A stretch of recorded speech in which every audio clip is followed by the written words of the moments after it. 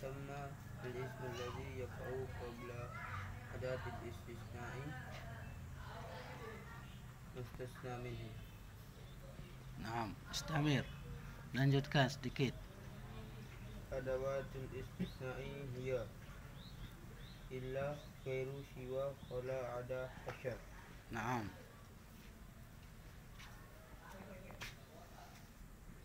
Istamir. Al-mustasna bi illa lahu thalathatu ahkamin. Yajibu nasbuhu idza kana al-kalamu musbatan ay ghairi manfiyan. Ay ghaira manfiyin. Wa dzukira al-mustasna minhu.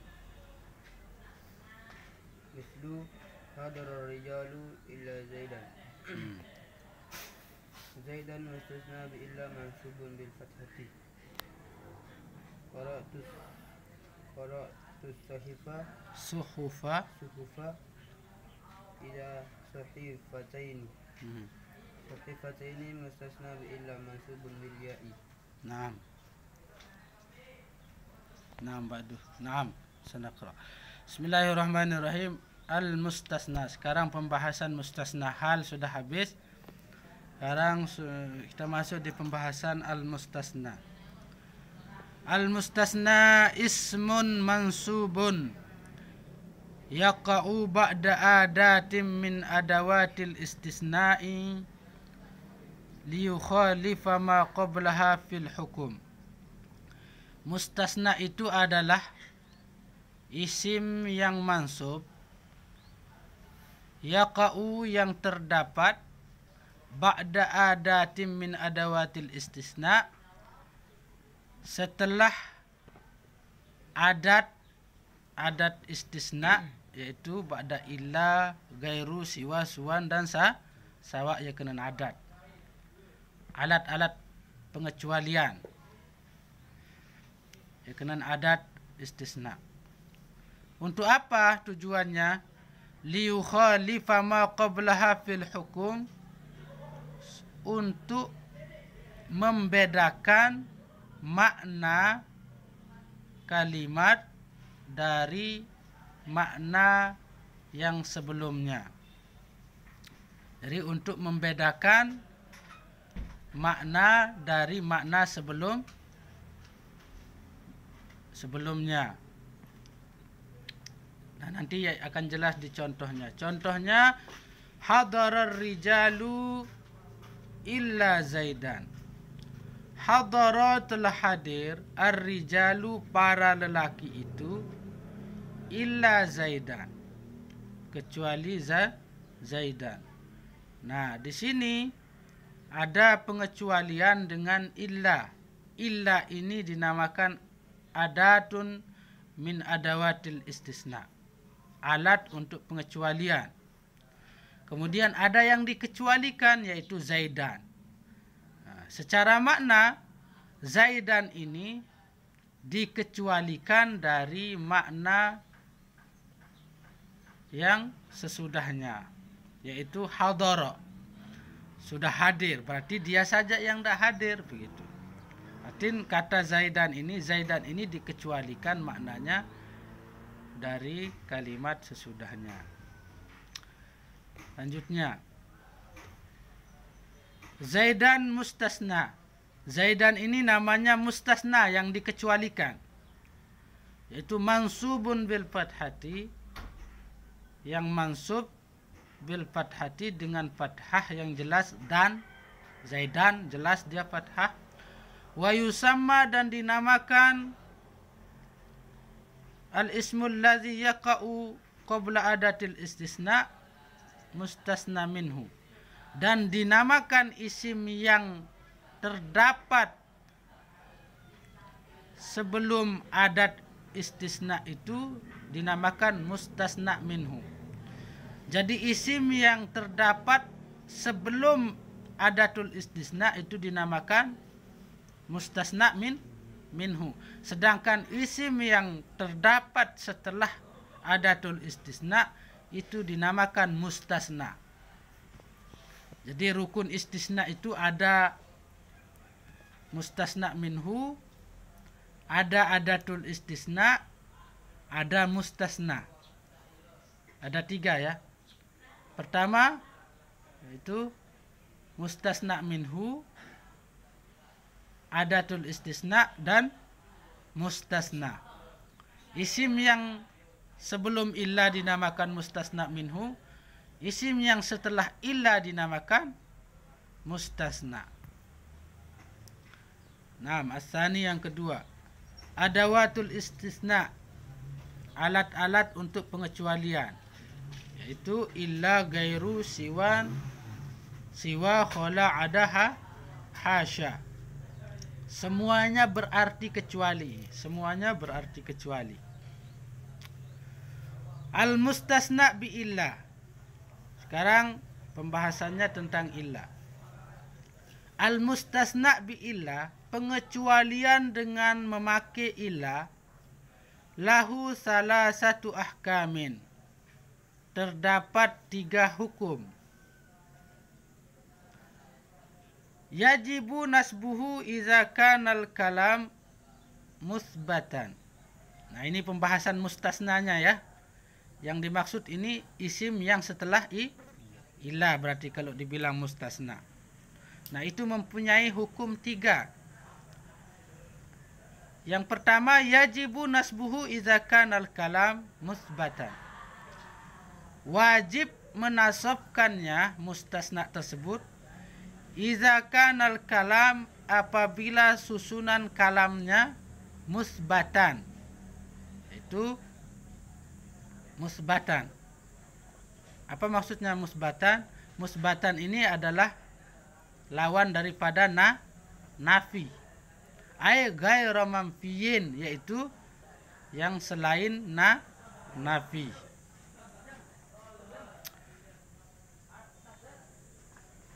Wa dzukiral mustasna minhu, dan serta disebutkan mustasna minhunya. Jadi wajib dia nasbuhu apabila kalam itu berbentuk kalam musbat. Kalam musbat yaitu yang tidak diiringi oleh kalam nafi, oleh nafi, serta disebutkan mustasna minhunya. Ini wajib dinasabkan. Contohnya, hadarar rijalu illa zaidan. Hadara, telah hadir, ar-rijalu, para lelaki itu, illa zaidan, kecuali zaidan. Nah, letak pembahasannya di sini adalah zaidan. Zaidan di sini wajib dia dinasabkan karena kaidah mengatakan wajib dinasabkan apabila kalamnya kalam musbat. Tidak diawali oleh nafi atau nahi atau istifham. Di sini sudah mencukupi rukun karena tidak ada nafi, nahi, istifham. Kemudian disebut mustasna minhunya. Mana mustasna minhu? Yaitu isim yang sebelum illa, yaitu ar-rijalu. Zaidan, kata Zaidan di sini mustasna adalah menjadi yang dikecualikan, mustasna bi illa, dengan memakai illa. Wa huwa mansubun bil fathah, yaitu dia dimansubkan dengan fathah. Contoh yang lain, qara'tu suhufa illa sahifataini. Aku membaca lembaran-lembaran kecuali dua lembar saja. Nah, kata sahifataini ini adalah mustasna bi illa, dengan illa. Mansubun bil ya, dia dinasabkan dengan ya karena isim musanna. Jadi intinya adalah istisna bi illa, kalau pengecualian itu dengan illa, maka terdapat perincian 3 hukum bacaan di sana. Kalau dia kalamnya kalam tam,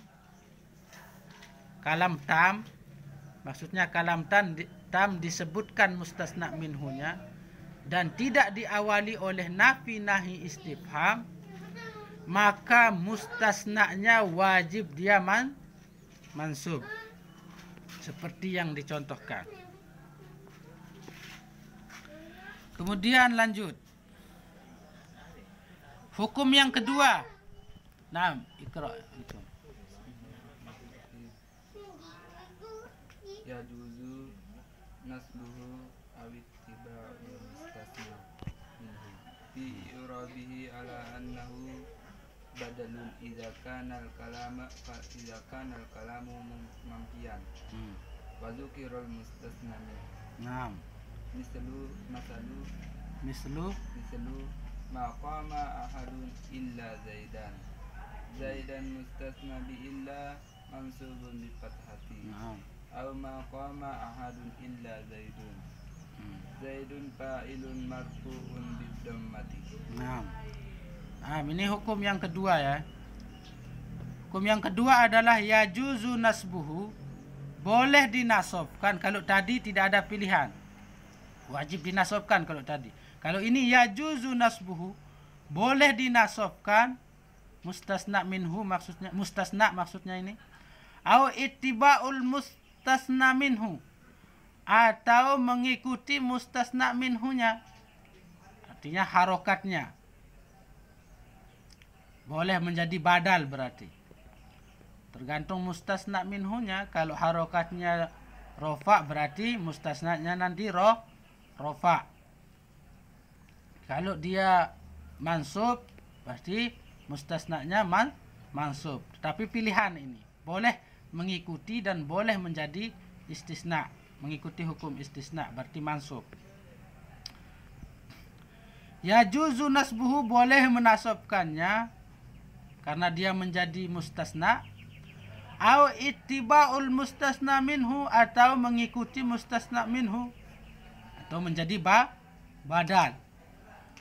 Fi i'rabihi, di dalam i'rabnya, ala annahu, bahwa dia kalau mengikuti mustasna minhunya badalun, menjadi badal. Iza kanal kalam, dengan syarat apabila kalamnya mamfiyan, didahului oleh nafi, wa dzukiral mustasna minhu, dan disebut mustasna minhunya. Contoh, ma qama ahadun illa zaidan, boleh zaidan karena mengikuti hukum istisna, karena hukum dasar istisna itu kan mansub ya. Boleh dia mengikuti hukum istisna, atau boleh dia rofa karena menjadi badal dari ahadun. Zaidun, boleh dikatakan zaidun karena dia menjadi badal dari ahadun. Di dalam contoh yang bawah itu. Au ma qama ahadun illa zaidun, atau boleh dikatakan ma qama ahadun illa zaidun. Jelas ini ya. Nah, yu'rabu di i'rab bihasabi mauqi'ihi fil jumlah, tergantung posisinya di dalam jumlah. Ya, seperti yang saya bilang tadi. Kalau dia statusnya rofa, berarti dirofakan mustasna tersebut. Kalau dia statusnya mansub, berarti mansubkan. Kalau dia statusnya majrur, berarti jarkan. Tergantung bihasabi mauqi'ihi fil jumlah, tergantung posisinya di dalam jumlah kalam. Iza kanal kalamu mamfiyan walam yuzkar al-mustasna minhu. Jadi ini hukum yang ketiga, ulang.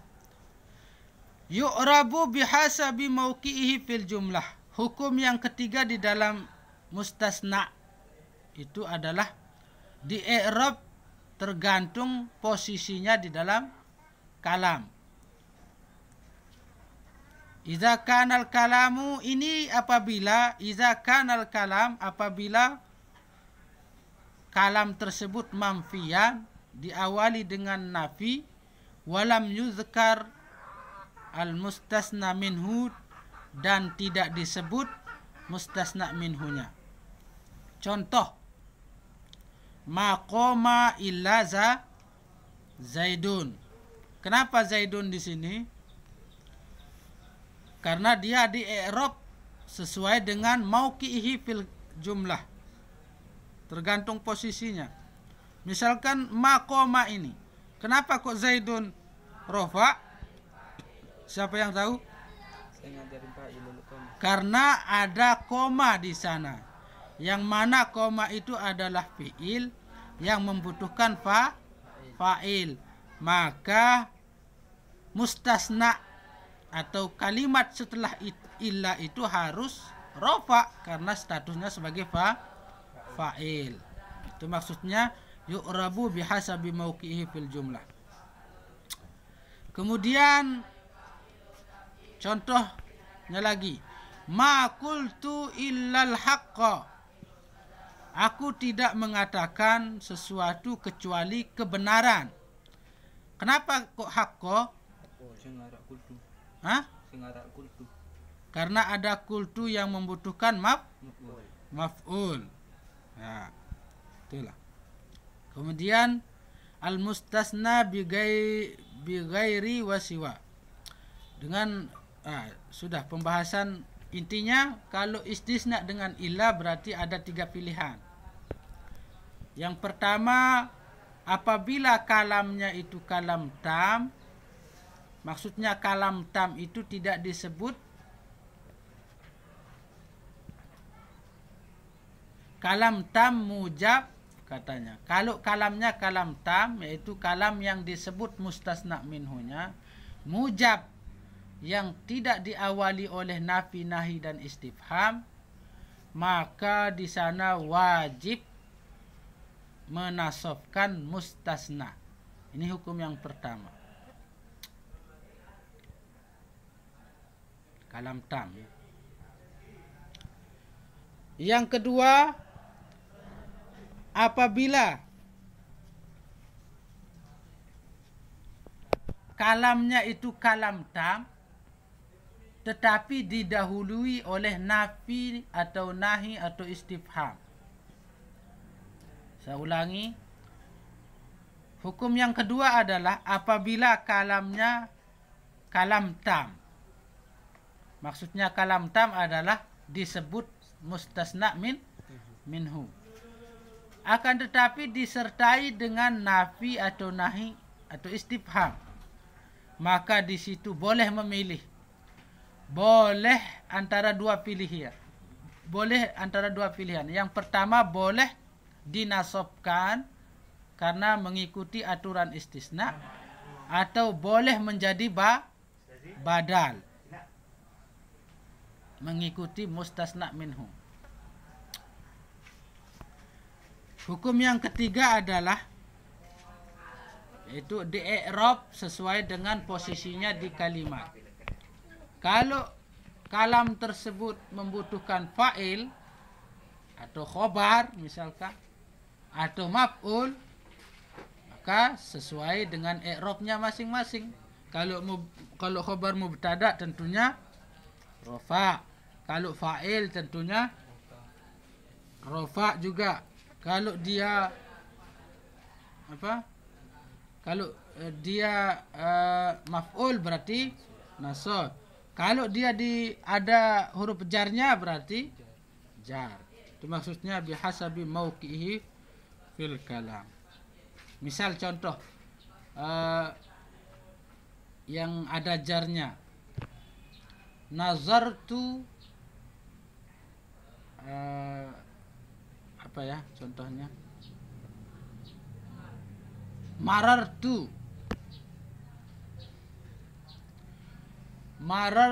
birrijali misal. Marartu aku melewati para lelaki. Ar-rijal, lelaki-laki itu illa apa? Oh, wama marartu begitu, harus ada nafi. Wama marartu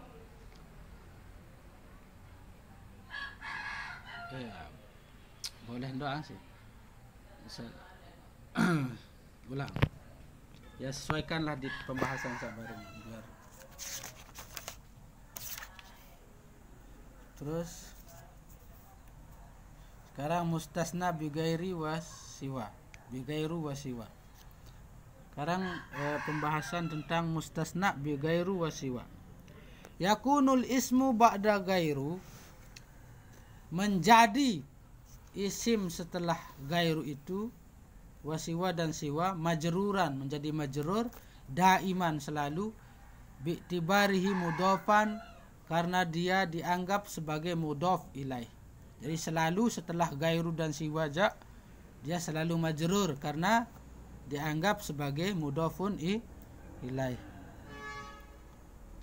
Amma lafzan ghairu wa siwa fayukhazani hukmul mustasna bi illa fil i'rab.